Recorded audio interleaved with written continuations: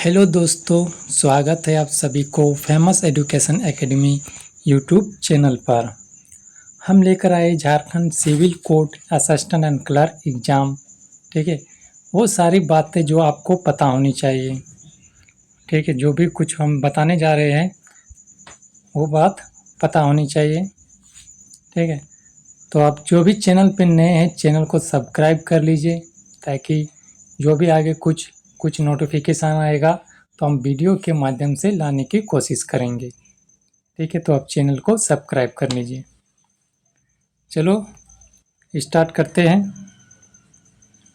जैसे कि हम यहाँ पर बता रहे हैं, वो बात पता होनी चाहिए, वो सारी बातें आपको पता होनी चाहिए। Jharkhand civil court assistant and clerk का एग्ज़ाम 21 तारीख को जो हुआ, उसमें होने के बाद हम बात करेंगे।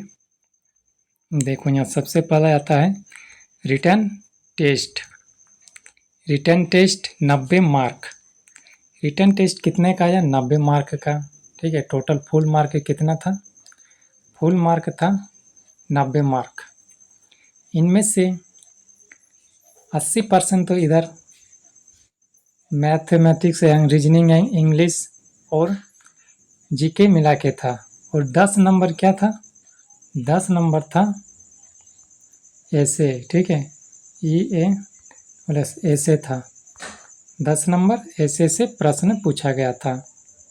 10 मार्क्स यानी ऐसे से पूछा गया था 10 नंबर। ठीक है, यह भी हम बात करेंगे कि ऐसे जो स्टूडेंट नहीं लिखे हैं उसका क्या होगा, जो लिखे हैं उसका क्या होगा। ठीक है, तो चलो बताते हैं।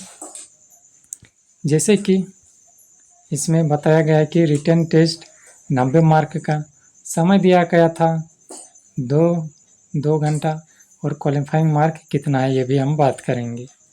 तो 90 मार्क का था, इसमें से नो, इसमें नेगेटिव मार्किंग नहीं था, नो नेगेटिव मार्किंग। ठीक है, नो नेगेटिव मार्किंग था इसमें। ठीक है, कोई भी गलत उत्तर देने पर हमें नंबर नहीं काटेगा। और दूसरा नंबर ये समय 2 घंटा था, और तीसरा नंबर ये क्वालिफाइंग मार्क कितना है। तो देखो क्वालिफाइंग मार्क यू आर यानी जनरल, EWS और BC1 और BC2, इन सभी के लिए 40% क्वालिफाइंग मार्क लाना अनिवार्य है। ठीक है, क्वालिफाइंग मार्क लाना अनिवार्य है। जैसे कि ये वाला है UR, DWS और BC1 और BC2 40% मार्क जो लाना अनिवार्य है, यानी 90 मार्क था जो, इसका 40% लाना अनिवार्य है। 40%, इसका 40% कितना होगा? इसका 40% हो जाएगा, देखो यहाँ इसका 40%, इसका 40% हो जाएगा 90 का 40% हो जाएगा, यानी 36 नंबर आपको लाना अनिवार्य है।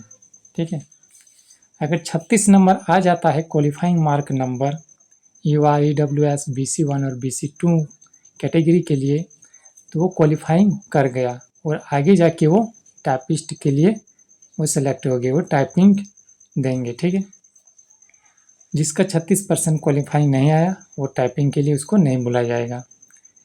दूसरा नंबर कहा गया है SC ST के लिए 30%, यानी SC ST के 30% क्वालिफाइंग मार्क है, यानी 90 मार्क टोटल है। 90 मार्क का अगर 30% यानी 27 नंबर। ठीक है, यानी 27 नंबर SC ST के लिए 27 नंबर क्वालिफाइंग मार्क है। अगर 27 नंबर आ गए SC ST कैटेगरी के तो वो क्वालिफाइंग कर गए, और आगे चलकर वे टाइपिंग के टेस्ट देंगे। ठीक है, ये हुआ क्वालिफाइंग मार्क।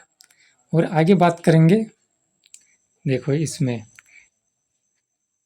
ये हुआ नेचुरल क्वालिफाइंग ओनली। ठीक है, नेचुरल क्वालिफाइंग ओनली,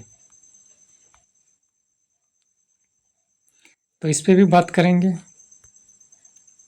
इसमें क्या कहा गया है, देखो इसमें नेचुरल क्वालिफाइंग ओनली पहला नंबर में, दूसरा नंबर में ड्यूरेशन और तीसरा नंबर में रिक्वायरमेंट। देखो नेचुरल क्वालिफाइंग के लिए जो है टाइपिंग, उसका समय है 5 मिनट और इसमें वर्ड कितना है, 100 वर्ड है। ठीक है, इसमें वर्ड कितना है, 100 वर्ड।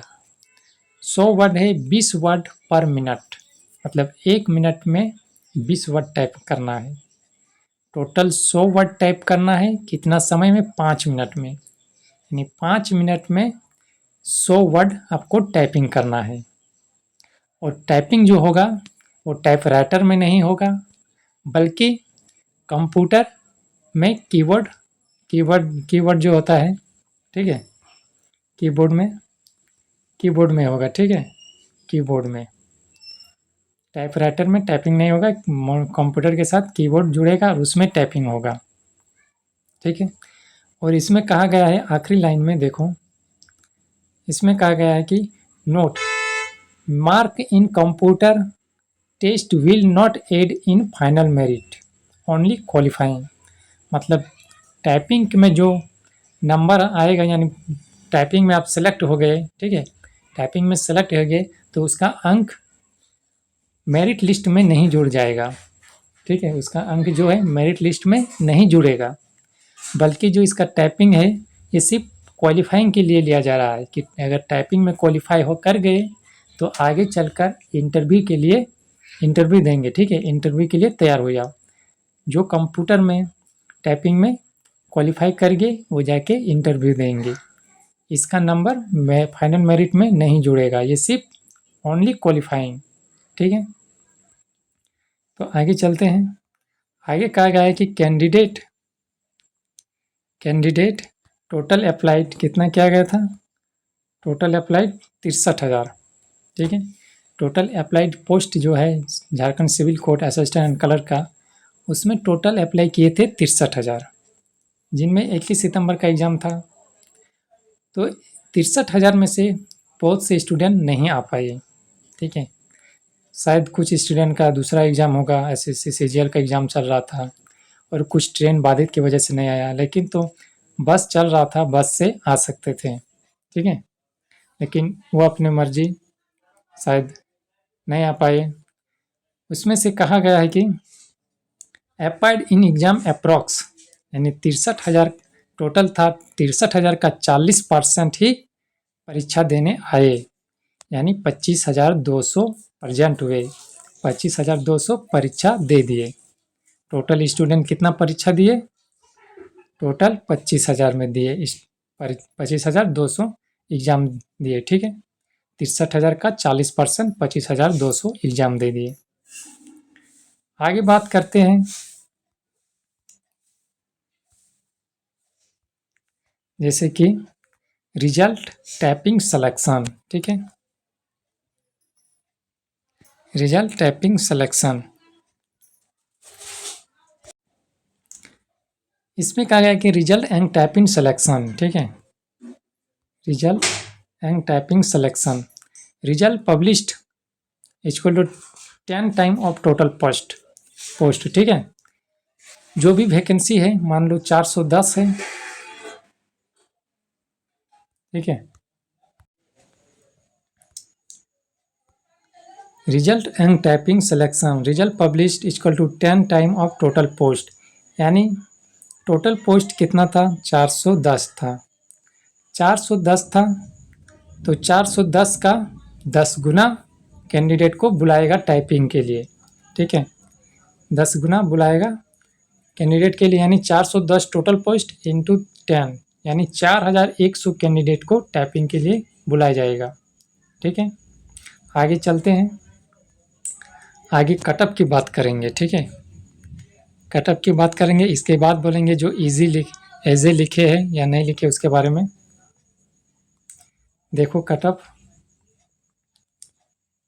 जो है एक्सपेक्टेड कटअप या अनुमानित कटअप हम बताए गए। ठीक है, जैसे कि UR यानी जनरल के लिए जो कटअप है 60 से 66 के बीच, जिसका 60 से 66 के बीच आ गया वो सिलेक्टेड है अगले टाइपिस्ट के लिए। ठीक है, आगे है EWS EWS 60 से 65, अगर EWS कैंडिडेट 60 से 65 के बीच आ जाता है तो उसका क्वालिफाइंग हो गया और आगे चलकर वो टाइपिंग के लिए तैयार हो जाएंगे। ठीक है। अगला है OBC के लिए, तो OBC का जो है 60 से 64 के बीच कट ऑफ रहेगा। ठीक है। और SC है, आगे SC के लिए SC का है 50 से 55 के बीच। ठीक है। 50 से 55 के बीच अगर SC कैंडिडेट का अनुमानित ये है आ गया अगर, तो वो टाइपिंग के लिए तैयार हो जाएंगे। ठीक है। आप बात करते हैं SC का, तो SC का अनुमानित कट ऑफ 48 से 54 है। ठीक है। 48 से 54 अगर ST कैंडिडेट का आ गया तो वो सिलेक्शन हो गया ये क्वालिफाइंग मार्क से। अब अगले टाइपिस्ट के लिए उसको बुलाया जाएगा। ठीक है। तो बात करते हैं एज ए के लिए, जिसने एज ए नहीं लिखा है उसका क्या होगा, उसका नंबर, या जिसने लिखा है उसका क्या होगा। ठीक है। तो बात करते हैं एज ए जो है एज ए 10 नंबर का था। ठीक है। प्रश्न के जितने भी प्रश्न थे उसके लास्ट में लिखा था एज ए, इसमें से कोई एक लिखो। ठीक है। तो एज ए 10 नंबर का था, इसमें से नो नेगेटिव मार्किंग था, आपको नंबर नहीं, अगर गलत हो गया तो इसका नो नेगेटिव नंबर नहीं काटा जाएगा। तो जिसने एज ए लिखा है उसका तो नंबर जुड़ेगा। ठीक है। जाहिर सी है कि जो एज ए लिखा है उसका तो नंबर जुड़ेगा ही, और जो नहीं लिखा है उसका तो कुछ नहीं, वो ज़रूरी नहीं है कि एज ए लिखना ही पड़ेगा। ठीक है। ऐसे प्रश्न में कुछ कहा नहीं गया था, मेंशन नहीं कुछ कहा गया था कि आपको एज ए लिखना ज़रूरी है या फिर एज ए कंपलसरी है, ऐसे कुछ नहीं कहा गया है। ठीक है। आप लिखो तो नंबर जुड़ेगा, नहीं लिखो तो नंबर नहीं जुड़ेगा। तो बहुत से स्टूडेंट जो एज ए नहीं लिखे हैं, तो ऐसा ज़रूरी नहीं था कि आपको लिखना ही पड़ेगा, अगर नहीं लिखे तो आपका कैंसिल हो जाएगा, ऐसा कुछ भी लिखा नहीं था। ठीक है। अगर जो कैंडिडेट लिखे है वो तो अच्छा है, उसका नंबर तो मिलेगा ही, और जो नहीं लिखे है तो उसका तो नंबर कहाँ से मिलेगा। तो ऐसे एज ए लिखना कंपलसरी था, कंपलसरी नहीं था, एज ए ज़रूरी कहीं भी नहीं लिखा गया था कि एज ए लिखना ज़रूरी है। ठीक है। तो जो लिखा है उसका नंबर मिल जाएगा, जो नहीं लिखा है उसका नंबर नहीं मिलेगा। ठीक है। तो ऐसे, और एक बार बता दें कि एज ए कहीं भी प्रश्न में नहीं बोला गया था कि आपको एज ए लिखना ज़रूरी है। ठीक है। तो बस यही बात हम बताने चाहते थे। तो वीडियो अगर पसंद आए तो लाइक ज़रूर करें, कमेंट करें और ज़्यादा से ज़्यादा शेयर करें, और चैनल को सब्सक्राइब कर लें ताकि कुछ भी नोटिफिकेशन आएगा तो हम वीडियो के माध्यम से लाने की कोशिश करेंगे। ठीक है। तो फेमस एजुकेशन एकेडमी को सब्सक्राइब कर लीजिए, और वीडियो अगर पसंद आए तो लाइक ज़रूर करें। ठीक है। तो फिर मिलते हैं, अगले नोटिफिकेशन आएगा तब वीडियो लेकर आएंगे। ठीक है। तो बस इतना ही। जय हिंद।